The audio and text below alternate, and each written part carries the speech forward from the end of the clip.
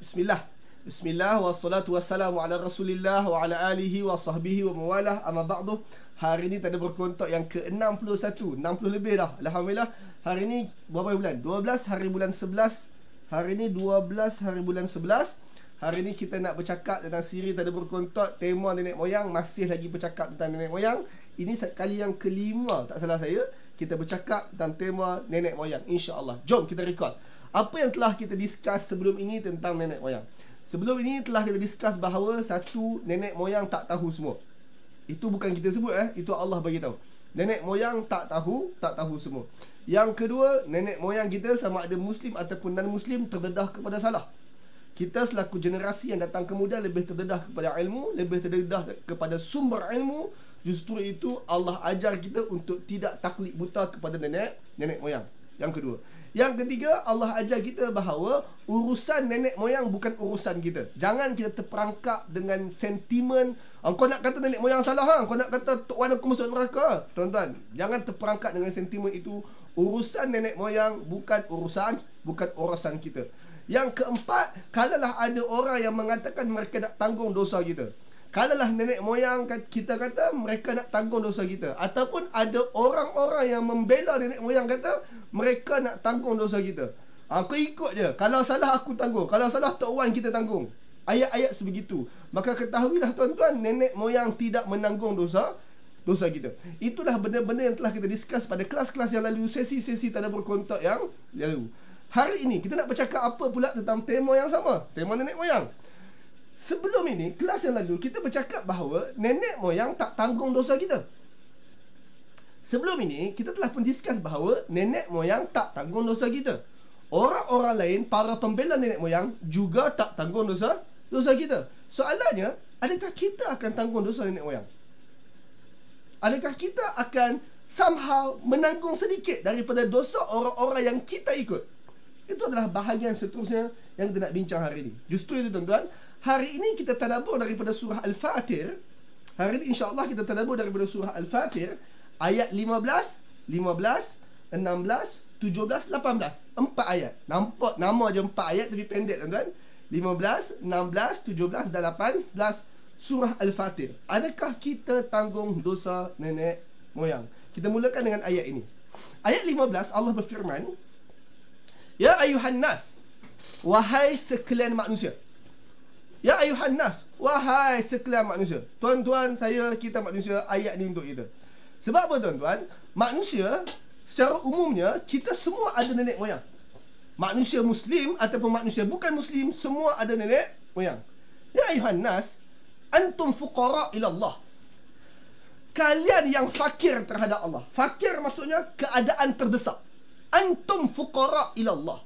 Kalian yang fakir, kalian yang terdesak kepada Allah, kalian yang terdesak memerlukan Allah. Sekaligus Allah beritahu bahawa kalian terdesak memerlukan Allah, sekaligus bermaksud Allah tak perlukan kalian pun. Allah tak kisah pun kalian ada bersama Allah atau tidak. Allah tak kisah pun kalian menyembah Allah atau tidak.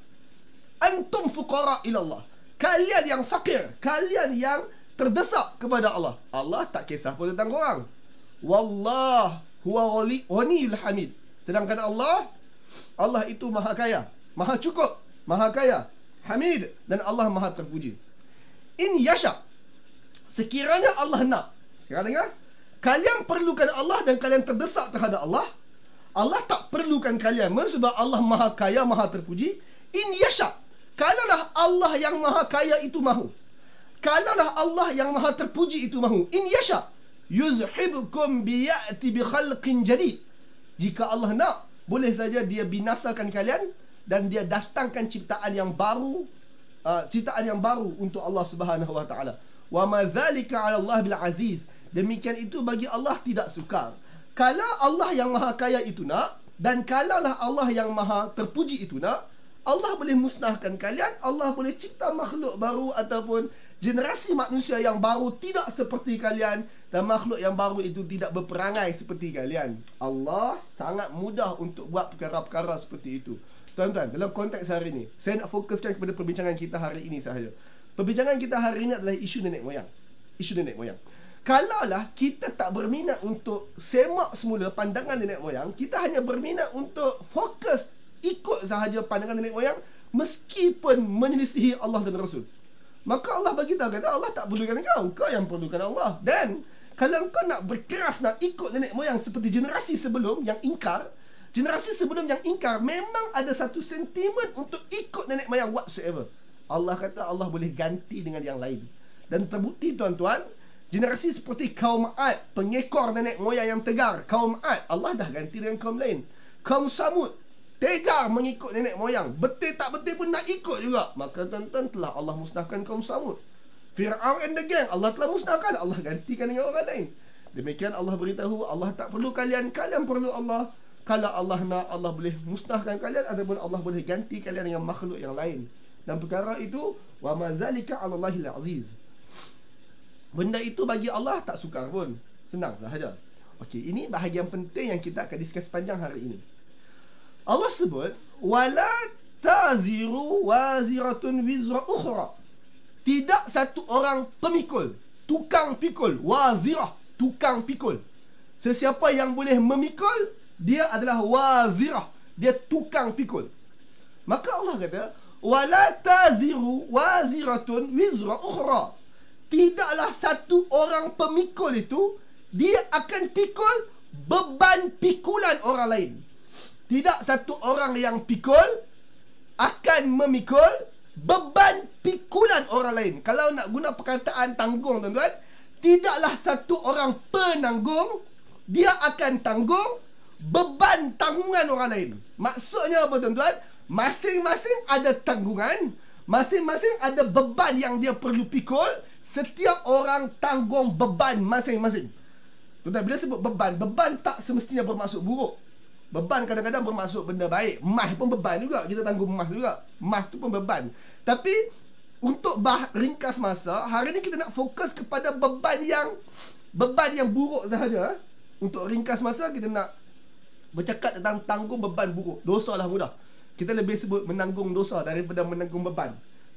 Cuma istilah Allah Ta'ala, satu orang yang pikul, dia tak akan pikul pikulan orang lain. Satu orang yang pikul, dia tak akan pikul beban yang dipikul oleh orang lain. Ayat ni bagi tahu, wala taziru waziratun wizra ukhra. Tidak satu orang pemikul akan pikul beban orang lain. Wa in tad'u muthqalatun ila himliha. Seandainya satu orang yang berat dia pikul sesuatu, dalam atas belakang dia ada benda berat yang dia sedang pikul, Allah kata wa in tad'u, kalaulah satu orang tu panggil satu orang lain untuk sama-sama tanggung. Kalau satu orang memanggil orang lain untuk sama-sama tanggung beban yang berat dia pikul tu, la yuhmal minhu syai'un walau kana dzal qurba. Nescaya orang yang dipanggil tak akan datang nak pikul sama-sama walau kana dzal qurba, meskipun orang yang dipanggil tu adalah orang yang dekat. Sekarang tuan-tuan, ayat ini cakap dengan terus terang, masing-masing akan tanggung beban masing-masing. Bayangkan beban buruk, dosa. Masing-masing tanggung dosa masing-masing. Bila satu orang tanggung beban berat, dosa yang berat ini, kemudian dia pun nampak adik-beradik dia. Ingat ayat tu berakhir dengan walau kana dzal qurba. Ayat itu berakhir dengan meskipun yang dipanggil itu adik-beradik, kaum kerabat. Ingat isu kita nenek moyang. Kalaulah Tok Wan kita tanggung benda berat dan dia panggil cucu dia, dia nampak cucu dia ada, dia pun kata, cucu, beban berat ni mai tanggung sama-sama.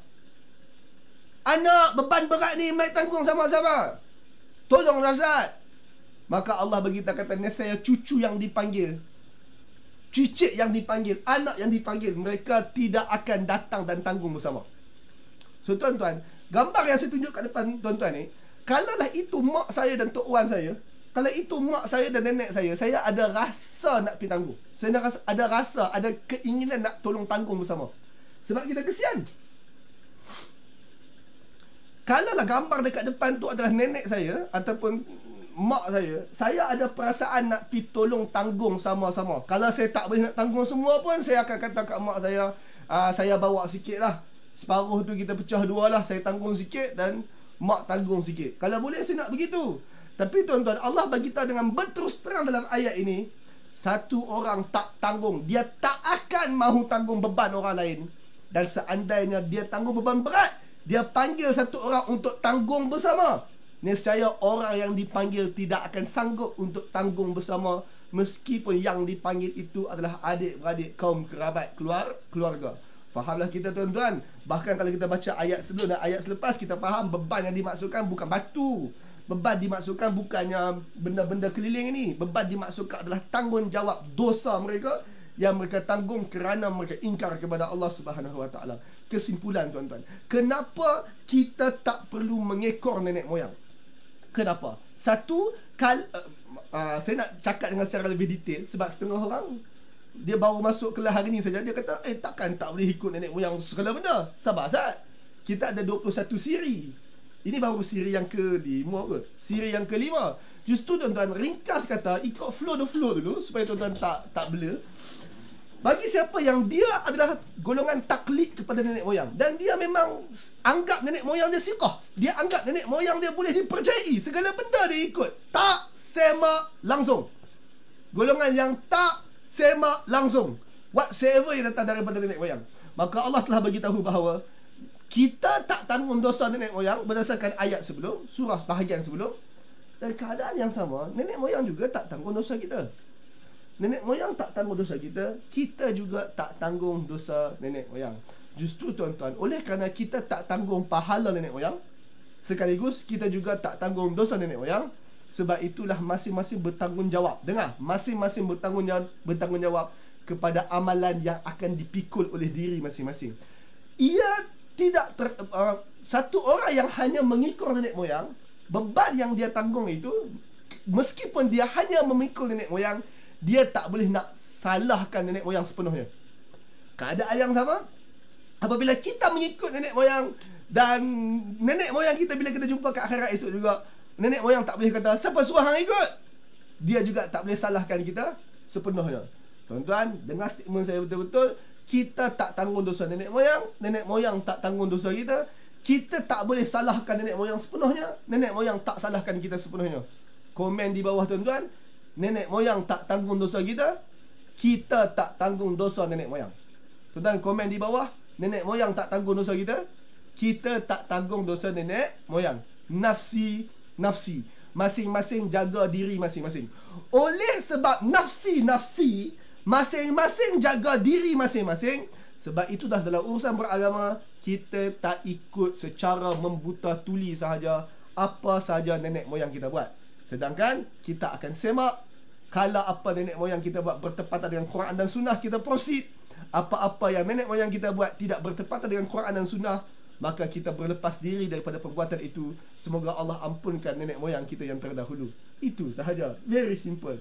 Tuan-tuan, oleh kerana nenek moyang tak tanggung dosa kita, oleh kerana kita tak tanggung dosa nenek moyang, oleh kerana nafsi, masing-masing jaga diri masing-masing di akhirat esok. Oleh sebab itulah tidak memadai untuk kita hanya taklid buta, membuta tuli sahaja terhadap whatsoever yang nenek moyang tinggalkan. Cross check, double check dengan Quran dan Sunnah. Apa-apa yang nenek moyang buat bertepatan dengan Quran Sunnah, kita proceed, kita hidup, kita pertahan.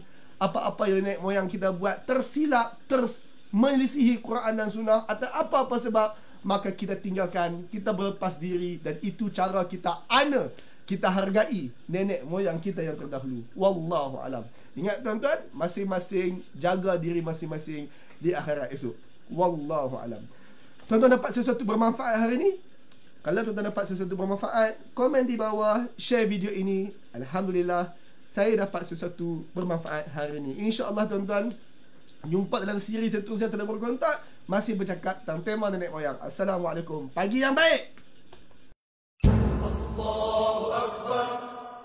Alhamdulillah, semoga pagi anda lebih baik.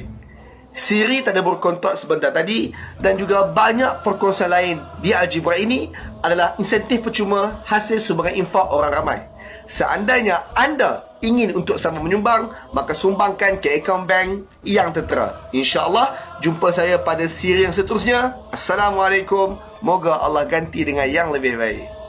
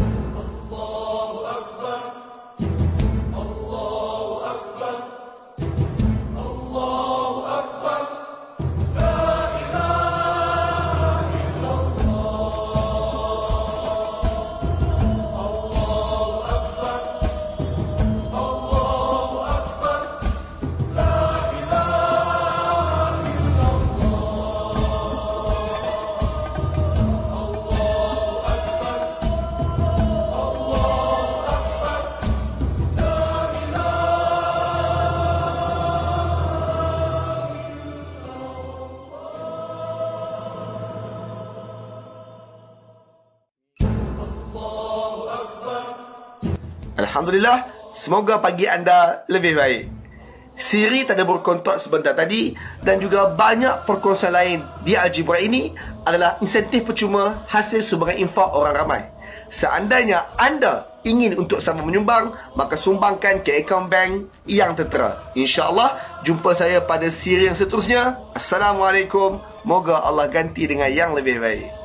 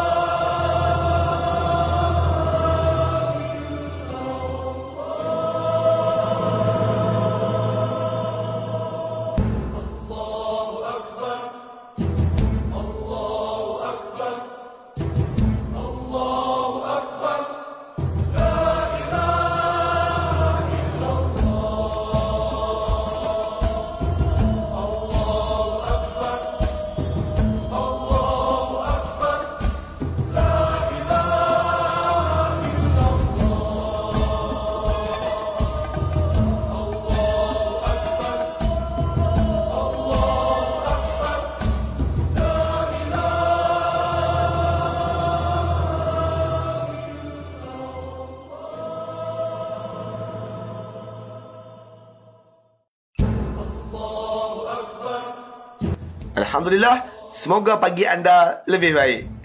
Siri tanda berkontot sebentar tadi dan juga banyak perkongsian lain di Algebra ini adalah insentif percuma hasil sumbangan infak orang ramai. Seandainya anda ingin untuk sama menyumbang, maka sumbangkan ke akaun bank yang tertera. InsyaAllah, jumpa saya pada siri yang seterusnya. Assalamualaikum. Moga Allah ganti dengan yang lebih baik.